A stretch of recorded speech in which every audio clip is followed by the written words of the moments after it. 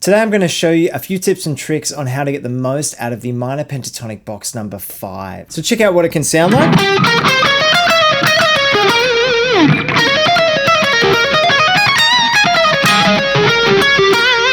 I feel like this box pattern is the most hated out of all of the 5 pentatonic positions. It doesn't get a lot of love. Of course, we know and love box position number 1, but I feel like number 5 is really quite underutilized. We can get so much out of it just by adding a few different things. I feel like because it's right behind our position 1 of the minor pentatonic scale, not a lot of people go for it straight away, but I'm going to show you a few little tips and tricks, a few notes to add, and give you a few ideas to really get the most out of this position. Now, the tab to a whole bunch of different licks will be available on my Patreon. The link's in the description below. There'll probably be about 10 or 15 different licks that you can check out that use all of the concepts that I'm going to go through in today's video. Now, if you're not familiar with this position, we're going to work in the key of B flat minor. We're going to start on the note A flat, which is our 16th fret of the high E string. This is what the position looks like.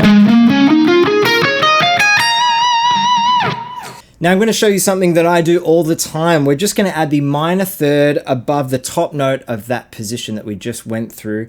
That actually stretches into the position 1 that we all know and love, but you can get some really nice ideas out of it. Check it out.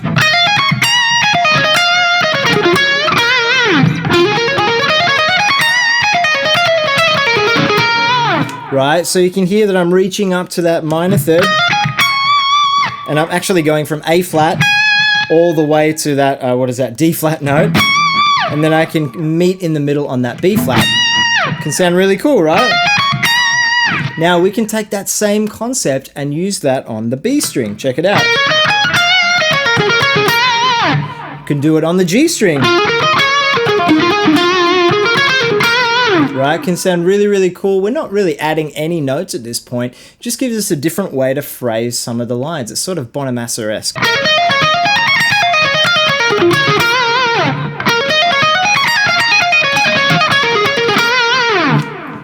Now, even if you didn't want to skip over that B flat note, it just gives you a really cool range and a different set of notes on that top E string as well.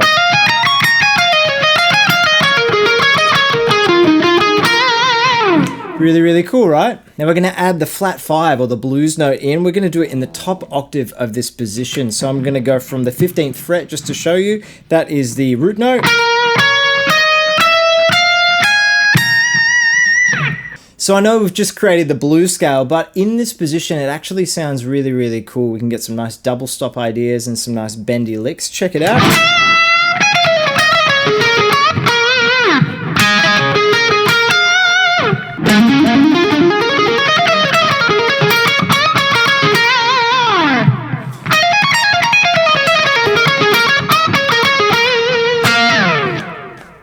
As I said before, there's going to be a whole bunch of licks available on my Patreon page that are going to be tabbed out with video as well. If you want to subscribe, 7-day free trial, click the link in the description below. And that brings me to another note that we want to add, or I want to show you what to add. It's the major 2nd or the major 9. Now we're going to do it in that same sort of octave, so this is what that might look like.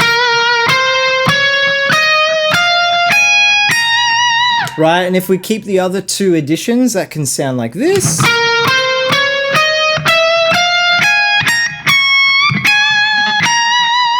Now, if you want to add the major 9 an octave above, you can do it with a bend or you can pluck it. I like doing it with a bend and then hitting my pinky finger a fret above to hit that minor third. Check it out. So I'm just going to play around with those few ideas and show you what you can get out of it with all 3 of those concepts so far.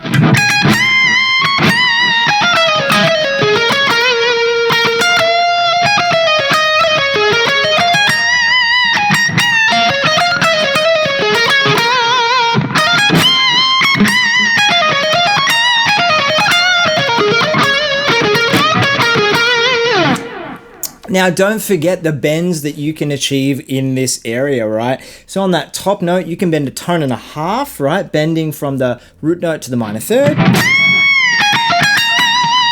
Right, can sound cool. You can bend from the perfect 5th on the B string, which is our, what is that, 18th fret, I think, yeah. and bend a tone and a half again, and that's reaching from the perfect fifth to the flat 7. Right, and then when we get to the G string, you just do a full tone, and that's the minor third to the perfect fourth. Some really nice ideas there, right? Now let's add one more note. Let's do the major 6. Let's do it in the octave below. So we're going to add in the 17th fret of the D string, and let's replace the flat 7, which is the 18th fret of the D string, with the 17th fret of the D string. So we're playing a G note instead of a flat note, right? So check out what it can sound like.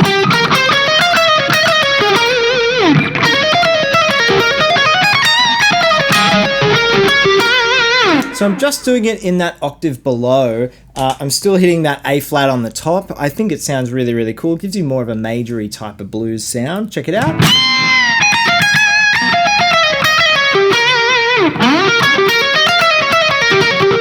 I especially like that little cell that I've created here.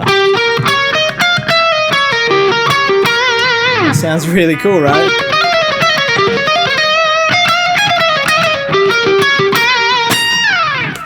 So the other note that we can add is the major 7th. It's more of a passing note. I actually like hitting the root note and then bending from the major 7th into the root note again. Check it out. It can have a really nice effect.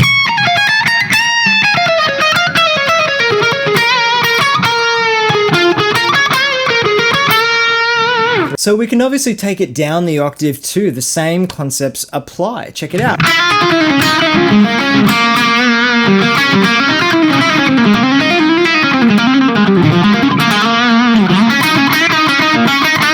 And you're right there for box position number 1, right?